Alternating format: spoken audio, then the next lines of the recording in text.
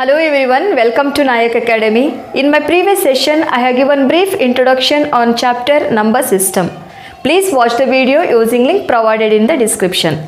In today's session, let us start to solve exercise problems. Coming to the first problem, is 0 a rational number? Can you write it in the form of P by Q, where P and Q are integers and Q should not equal to 0. So what is the question, children? They have asked, is 0 a rational number? What do you mean by rational number? Any number can be expressed in the form of P by Q, where P and Q are integers and Q should not equal to 0. Now 0 also we can represent in the form of P by Q. So let me write the answer. Yes, 0 is a rational number, since it can be represented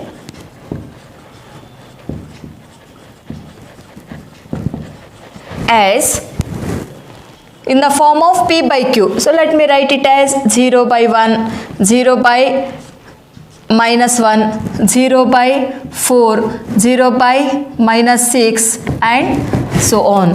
So 0 divided by any integers you can write. So you can write 0, it is in the form P by Q. Coming to the second question, find 6 rational numbers between 3 and 4. How many rational numbers are there in between 3 and 4, children? There are infinite rational numbers in between 3 and 4. One way can be represented as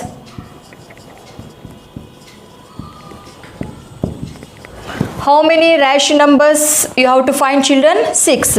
So 6 plus 1, it is 7. Let it be in the denominator. Now I need to get 3.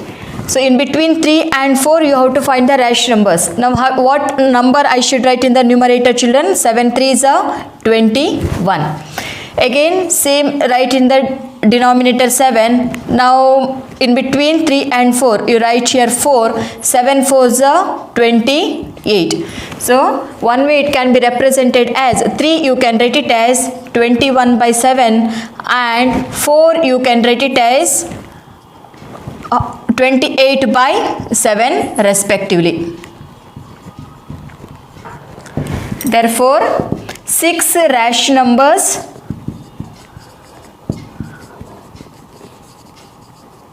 between 3 and 4 are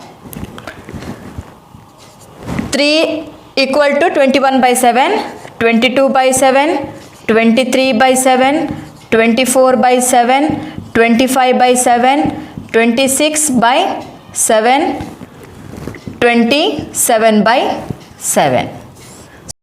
Coming to the third problem, find 5 rational numbers between 3 by 5 and 4 by 5.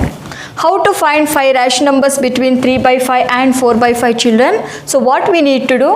We have to find the equivalent fraction of 3 by 5 and 4 by 5. So what I'll do? I'll multiply both numerator and denominator by 10. Any number you can take. It is not compulsory that you have to take 10, children. Greater than 2, any number you can take. Now equivalent fraction of 3 by 5 is now here 3 tens are 30, 5 tens are 50.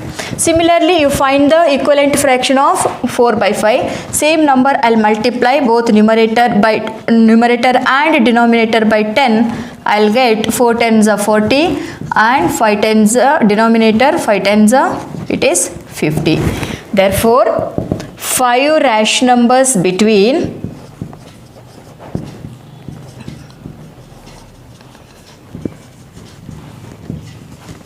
3 by 5 and 4 by 5 are, so in between 30 by 50 and 40 by 50, any numbers you can write down, children. 31 by 50, 32 by 50, 33 by 50, 34 by 50, 35 by 50 and so on. Now they have asked 5 rational numbers So these are the 5 rational numbers you can write in between 3 by 5 and 4 by 5. Coming to the fourth question, state whether the following statements are true or false. Give reasons for your answers. See the first statement, every natural number is a whole number. Is this statement is true or false, children? This statement is true. Since you have to give the reason for this statement, children, why it is true. Since the collection of whole numbers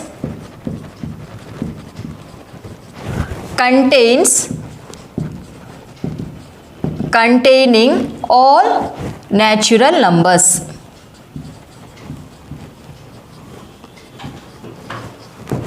So natural numbers including 0 is called whole numbers. So this statement is true. Coming to the second statement, every integer is a whole number. Is this statement is true, children? No, this statement is false, because every whole number is an integer, but every integer is not a whole number. So for example, minus 5 is an integer, not a whole number. Whole number including 0 and positive numbers. Now here negative numbers is an integer and it is not a whole number. So write it as a false. Third question, every rational number is a whole number. Is it true, children? No, even this statement is also false. Every whole number is a rational number, but every rational number is not a whole number. Example, 3 by 5 is a rational number.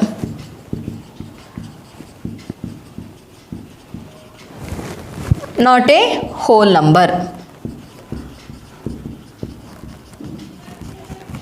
But every whole number is a rational number, but every rational number is not a whole number. With these problems, I will wind up the session. In my next video, let us start to solve second exercise problems. Till then, keep practicing these problems. Thank you.